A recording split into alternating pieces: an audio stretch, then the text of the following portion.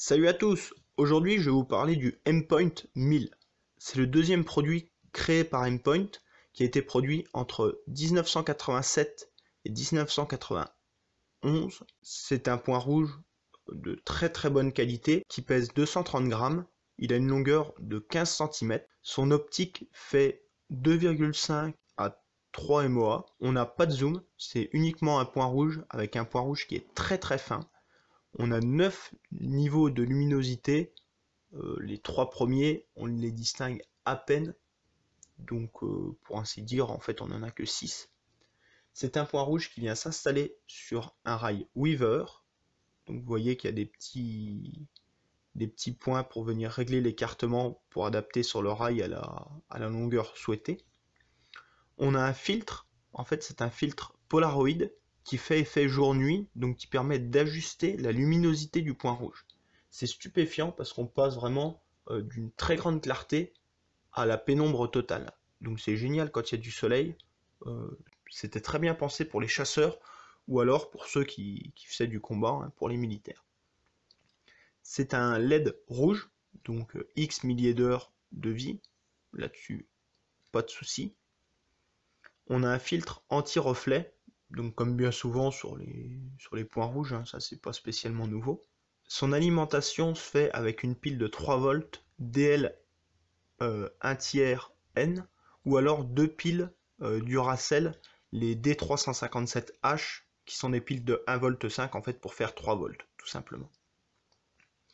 Pourquoi vous parler de système qui est quand même relativement ancien, hein, 91.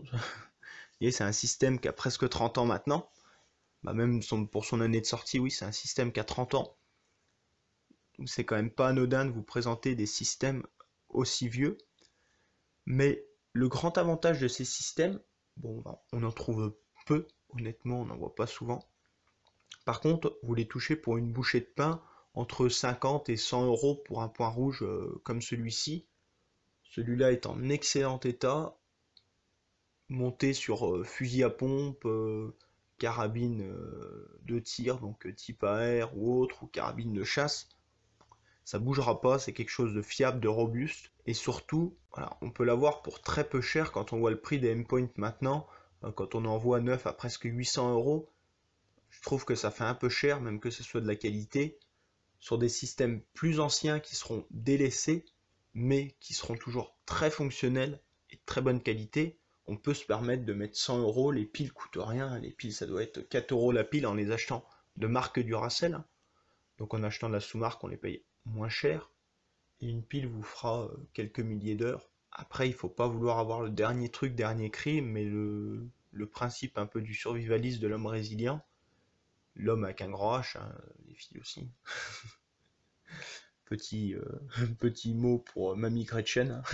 Mais c'est le principe en fait, c'est d'avoir un produit de qualité pour un prix raisonnable tout simplement, en se dirigeant vers des choses délaissées sur des phases inférieures, comme on va acheter une arme d'occasion qui sera, je sais pas, on va acheter un Glock Gen 3 parce qu'il y a le Gen 5 qui est sorti et du coup le Gen 3 est délaissé, etc. En fait sur des versions antérieures, comme pour les véhicules, on peut acheter un véhicule qui a 5 ou 10 ans, et pourtant il sera toujours très performant, sauf que les gens délaisseront ce type de véhicule pour acheter un véhicule plus récent.